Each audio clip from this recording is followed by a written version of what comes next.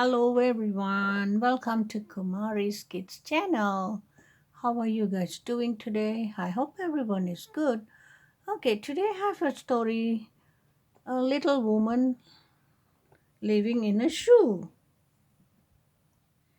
Okay, the little woman's shoe is here. She has lots of kids. Okay. Once on a time there was a little old woman who lived in a shoe. This shoe stood near a great forest and was so large that it served a house for the old lady and all her children. Can you see all her children? She has many children,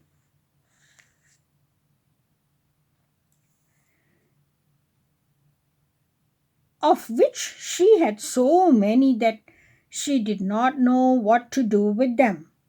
But the little woman was very fond of her children, and they only thought of the best way to please her. Strong Arm, the eldest, cut down trees for firewood. Peter made baskets for wicker work. Mark was chief of gardener. Lizzie milked the cow, and Jenny taught the younger children to read. Now, this little old woman had not always lived in the shoe. She and her family had once dwelt in a nice house covered with the ivy, and her husband was a woodcutter, like Strong Arm. But there lived a huge castle beyond the forest, a fierce giant who one day came and laid their house in ruins with his club, after which he carried off the poor woodcutter to his castle beyond the forest. When the little old woman came home, her house was in ruins and her husband was nowhere to be seen. Can you see, guys? The giant is holding the husband of that old woman in his hand. Can you see that? Look in his hand. This is the giant. Night came on, and as the father did not return, the old lady and her family went to search for him. When they came to that part of the wood where the giant had met their father, they saw an immense shoe. They spent a long time weeping and calling out for their father, but met with no reply. Then the old lady thought that they had better take shelter in the shoe until they could build a new house. So Peter and Strong Arm put up a roof to it and cut a door and turned it into a dwelling. Here they lived happily for many years. But the little old lady never forgot her husband and his sad fate. Strong Arm, who saw how wretched his mother often was about it, proposed to the next 11 brothers that they should go with him and set their father free from the giant.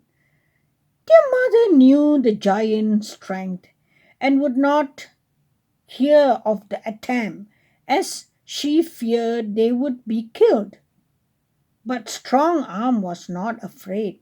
He bought a dozen sharp swords, and Peter made as many strong shields and helmets, as well as a cross, bows, and iron-headed arrows.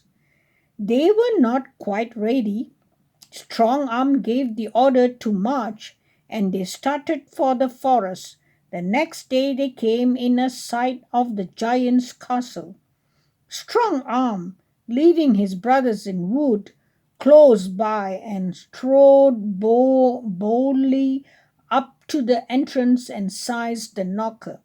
The door was opened by a funny little boy with a large head who kept grinning and laughing. Can you see the funny faced boy with a large head who opened the door for the strong arm? Strong Arm then walked boldly across the courtyard and presently met a page, who took off his hat and asked him what he wanted.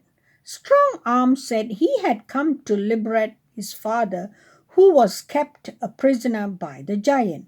On this, the little man said he was sorry for him because the part of the castle in which his father was kept was guarded by a large dragon.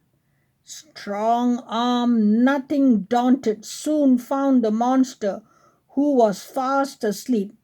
So he made short work of him by sending his sword right through his heart, at which he jumped up, uttering a loud scream, and made as if he would spring forward and seize Strong Arm. But the good sword had done its work, and the monster fell heavily on the ground, dead.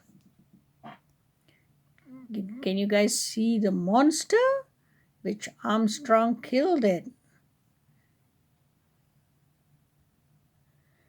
Now the giant, who had been drinking much wine, was fast asleep in a remote part of the castle.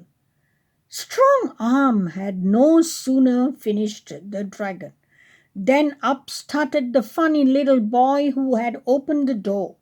He led Strong Arm round to another part of the courtyard, where he saw his poor father, who had once sprung to his feet and embraced him.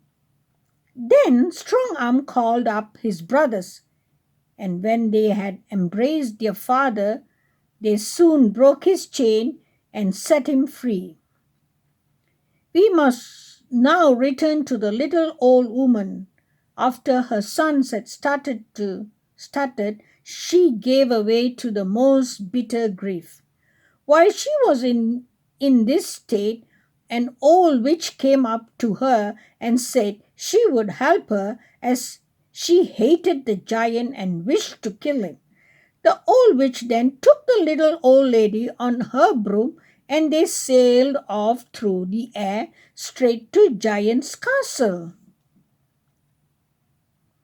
Can you see? The witch is taking the old lady with her to kill the giant. Now this old witch had great power, and at once afflicted the giant with corns and tender feet. When he woke from his sleep, he was such in a pain that he could bear it no longer. So he thought he would go in search for his missing shoe, which, like the other one he had in his castle, was easy and large for his food. When he came to the spot where the old lady and her children lived, he saw his old shoe. And with a laugh that shook the trees, he thrust his foot into it, breaking through the roof that Strong Arm and Peter had put to it.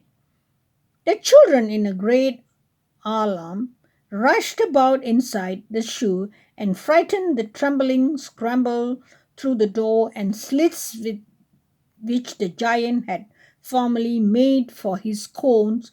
By this time, the witch and the little old lady, as also Strong Arm, his 11 brothers, and his father were come up to the spot. Strong Arm and his brothers shot their arrows at him till at last he fell wounded. When Strong Arm went up to him and cut off his head, then the father And the little old woman and all the children built a new house and lived happily ever after. There you go. There's the giant on the floor. Strong arm has killed him. And look, can you see strong arm? And the giant is on the floor. Okay, this is the end of the little old lady in the shoe. Bye and take care.